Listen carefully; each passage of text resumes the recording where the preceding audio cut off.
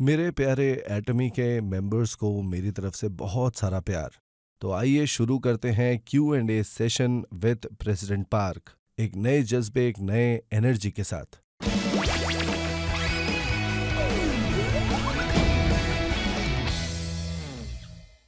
जैसा कि मैंने पहले भी ये बात बताई है कि जो ये ओरूट है, ये खाने के मतलब फूड प्रोडक्ट्स में सबसे ज़बरदस्त होगा। हम फोकस करते हैं फूड, शेल्टर और क्लोथिंग पर। शेल्टर दरअसल जो हम करते हैं, उससे काफ़ी ज़्यादा दूर है।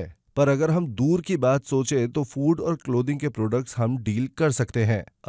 एक फैशन डिज़ाइन रिसर्च इंस्टीट्यूट भी हम लोग इस्टेब्लिश करेंगे और शिलो आर्ट जो है वो एक फैशन डिज़ाइन कंपनी बन जाएगा और एटमी ओरूट फूड प्रोडक्ट्स पर फोकस करेगा। लेकिन ये ऐसा कोई बिजनेस मॉडल नहीं है जो दूसरे कंपनीज को फेल कर दे। क्या आप लोगों ने वो शोज देखे हैं टीवी पर जो फूड एक्सपर्ट्स करते रहते हैं? एटमी ये करेगी कि उस तरह के जो फूड एक्सपर्ट्स हैं उन्हें ढूंढेगी और हम उस तरह के लोगों के साथ काम करेंगे।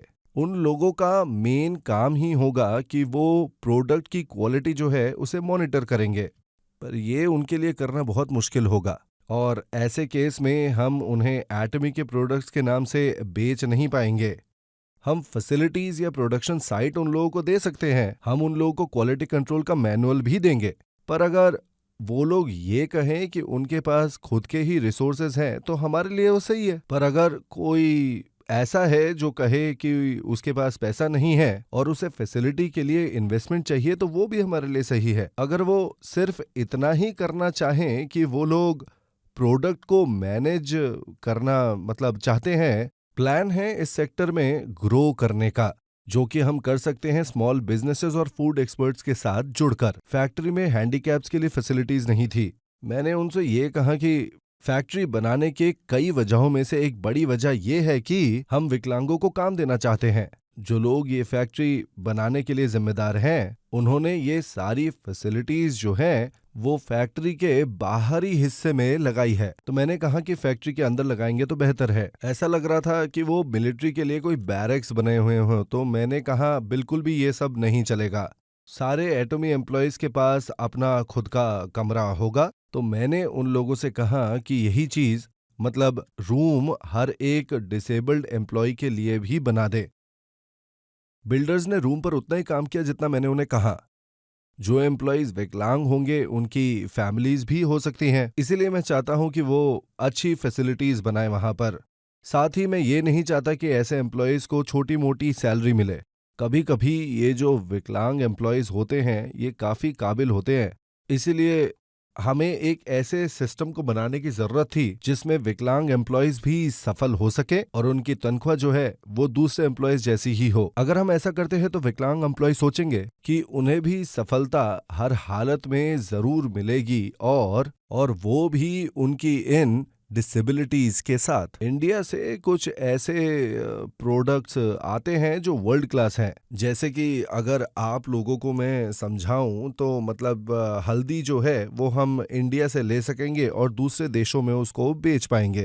एटमी एक ऐसी फाउंडेशन बनाने की बारे में सोच रही है कि जो इन सोशल इश्यूज को ऊपर उठा सके। इस साल के शुरुआत से हम लोग कुछ ऑर्गेनाइजेशंस को सपोर्ट भी देने वाले हैं। ये कंपनी की जिम्मेदारी होगी कि इस तरह के कामों के वक्त वो मैनेजमेंट को हर तरह की संभव प्रोटेक्शन दे। हम एक संपूर्ण कंपनी है और ये हमारे लिए बहुत ही ज़्यादा ज़रूरी है। इसके साथ ही मैं प्लानिंग कर रहा हूँ एक ऐसे सिस्टम बनाने की जहाँ हमारा ये जो प्रॉफिट है वो हम वापस अपने इस समाज को दे सके।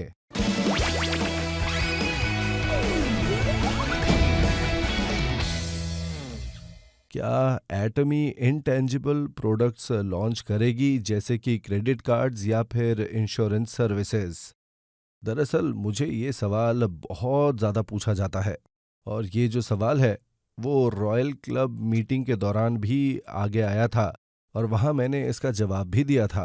आइए साथ में मिलकर हम लोग ये सुनते हैं। आइए वीडियो देखें।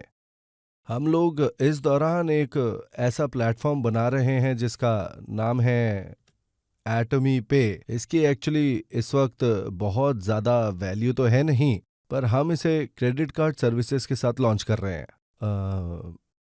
तो फाइनेंसेस की तरह जो सर्विसेज हैं वो एक्चुअल वैल्यूज़ नहीं बनाते।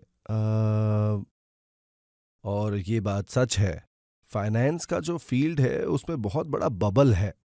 फॉर एग्जाम्पल, एटमी एक क्रेडिट यूनियन बनाने की क्षमता रखता है, हाँ, पर अगर ध्यान ना दिया तो उसके जरिए जो पैसा इकट्ठा किया जाएगा उसे बहुत बेवकूफ़ी से इस्तेमाल किया जा सकता है। इंश्योरेंस और फाइनेंस की फील्ड में यही एक केस है।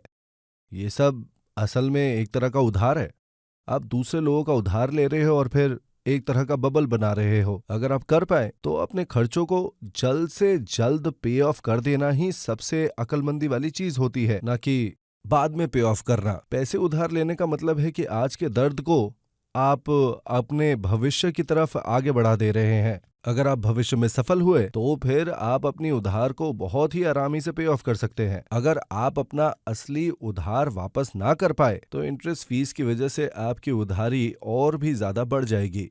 इसीलिए मैं अभी भी इस बात पर सोच रहा हूँ कि इस तरह के जो फाइनेंशियल सर्विसेज हैं, क्या ये हमारे जो मेंबर्स हैं उनको किसी भी प्रैक्टिकल तरीके से मदद करेगा?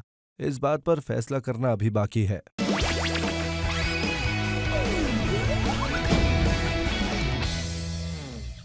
तो मैं उन सारी फैमिलीज को पहले से ही कॉन्ग्रेचुलेट करता हूं जिनके बच्चे ग्रेजुएट कर रहे हैं। मैं इन सारे बच्चों के सपनों को पूरा होते हुए तहे दिल से देखना चाहता हूं। Let's go.